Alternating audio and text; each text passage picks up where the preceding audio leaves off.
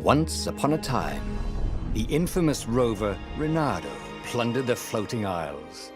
Then his mother called him to her deathbed. "Swear to me that you won't die on the gallows," she rasped. Reluctantly, he swore. And he whiled away his days at home with music, cards, and wine. But the Emperor had changed. He'd been good once, a shy, almost humble toad. He'd built universities. But then people started whispering about mass graves in the woods, midnight rituals, victims screaming. The Imperial Ravens would round up entire villages, and no one ever returned. The Ravens had come to Ubar scouting for ancient books said to be of great power. But the librarians had hidden the books, so they'd burnt the librarians. The citizens, outraged, had driven them off. The Ravens had come back with dropships. The kid had fled with one of those books. He was brave and dumb and wanted to join the rebellion. And Reynardo had promised his mother he'd protect him.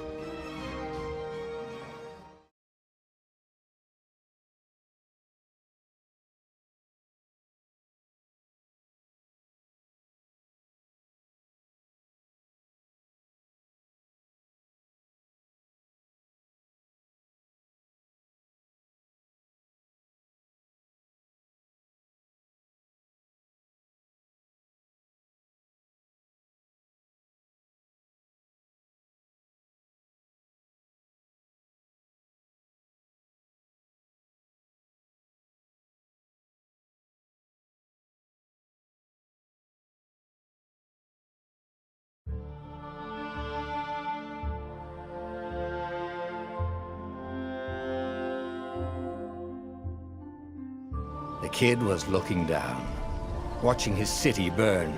"Sorry, kid," Reynardo told the kid. "Look, if we give them the book, they'll leave you alone." "My mother died for this book!" "I promised her I'd protect you." "Oh, damn it." The kid had run off. With the book, of course. So Reynardo had to run after him.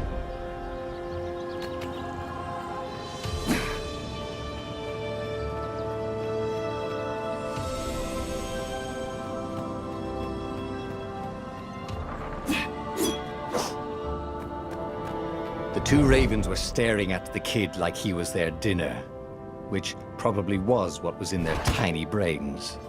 "Hey," Reynardo said. They cocked their heads at him. "Pick on someone as ugly as you." Wait, that didn't come out right.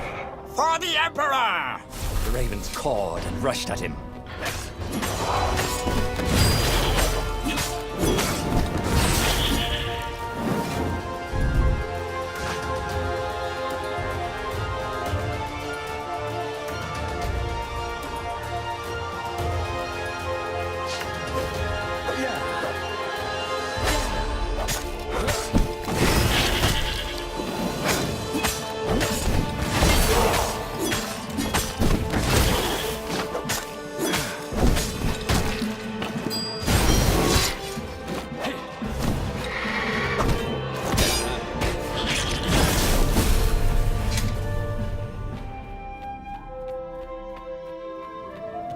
A dropship flew overhead. He hoped they hadn't noticed him. The kid.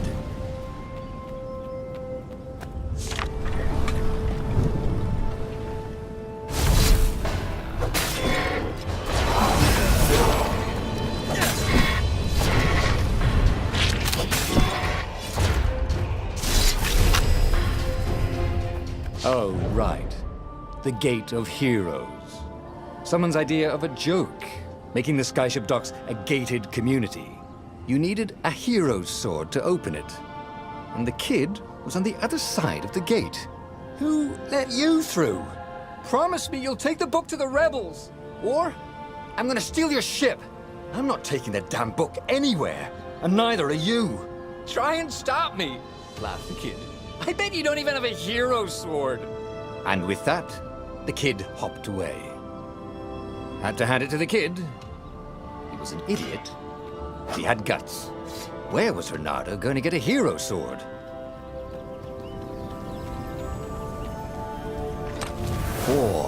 And wind essence? That sounds about right. I'll need a workshop, though. Perfect.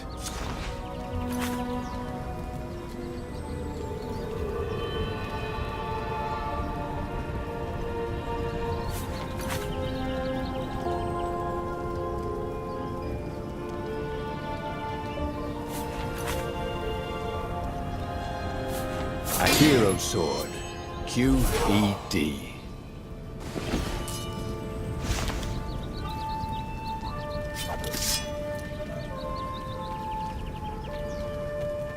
This is what he got for settling down and finding people to care about.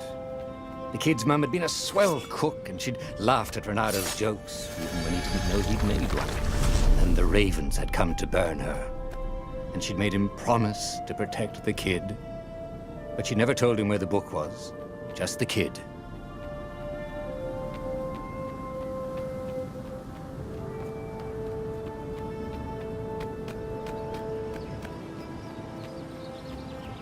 He came up to a ledge.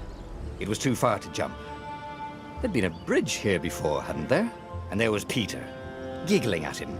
"How'd you get across?" he asked the kid. "Where'd you find a hook?" "I hopped," said the kid. White-ass kid. "Hey, look out behind you!"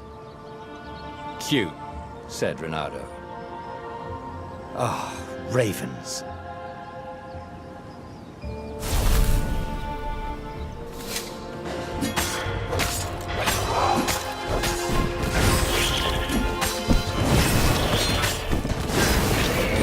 It was time to talk some sense into the kid.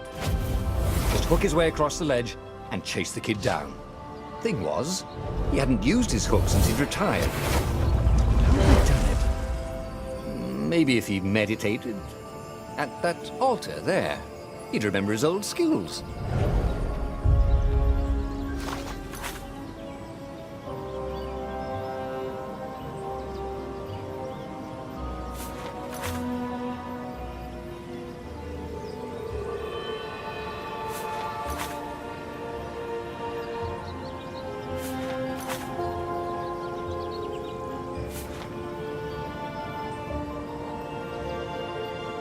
It was starting to come back to him. Something you never completely forgot, like how to freeze time when attacking. The more he fought, the more he'd probably remember.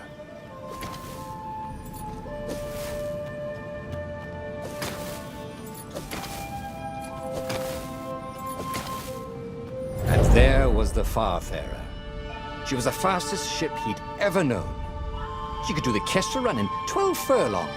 Oh, so the salesman had told him. And something told him the kid was about to walk into an ambush. "Stop!" he shouted. "I'm not giving you the book!" shouted the kid, and took off. "No! Peter!" But the kid ran for it, and a goggler nailed him with its eye.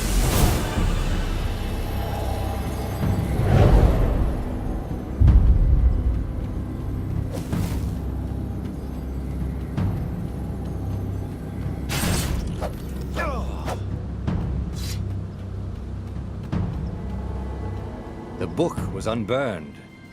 Next to it were the buckles from the kid's shoes, and a kid-sized pile of ashes. Damn it. Why hadn't he lied and told the kid he'd take the book to the rebels? The kid would be alive now. Really pissed off and betrayed, but alive. Oh, damn it. Renato picked up the book. He couldn't let the Empire have it now. He was going to have to get it out of there. He'd be a wanted man. Probably have to join the rebellion just to have a place to dock. Well, he'd hated home life anyway.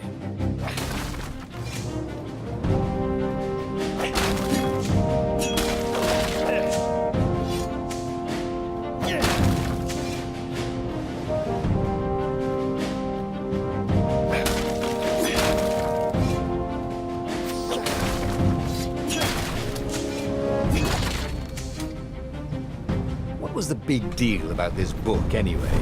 Maybe he should open it and find out. All that had been years ago. How many? The war was a blur, and now 3 Raven scout ships were chasing him. Where are you running, rebel? Cawed the Raven captain over the loudhailer. Renato could see them cranking up their catapults. Just going out for milk? Renato yelled back. Where can you run? Laughed the Raven horribly. Far behind him, another city was burning. The dark cloud above its island was thousands of Imperial ships. The fleet was doing a thorough job. Take us to the rebel base! I will spare your life! It cawed. The entire jury-rigged rebel fleet was only a few islands to the east. Beyond that were only the pillars of heaven, a sea of endless blood-colored tornadoes. The rebellion was out of time, unless Renato could bring a game-changer. Maybe he could. Renato had found out where he could find the pieces of the Sky Ripper, the legendary weapon that had exiled the lost gods. Surely a legendary weapon could win the final battle. On the other hand, his old friend Lapino had sent Renato a desperate message saying he had a brilliant scheme to save the rebellion. If Renato could only rescue him.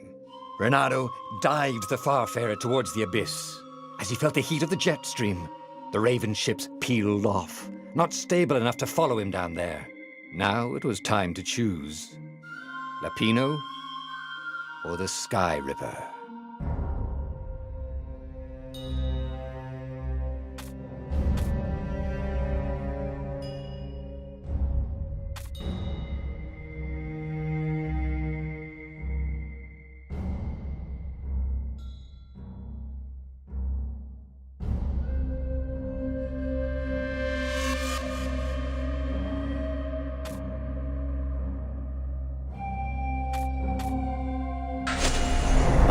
Lapino.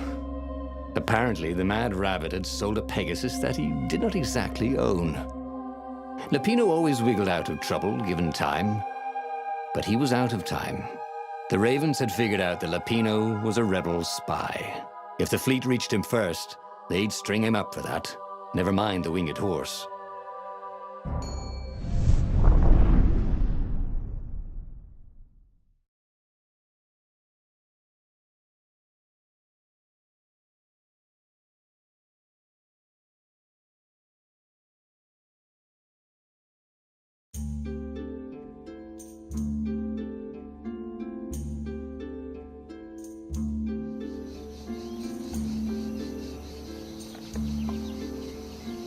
Lapino had apparently managed to confuse the judge by arguing that he hadn't actually stolen a winged horse. He'd only sold it.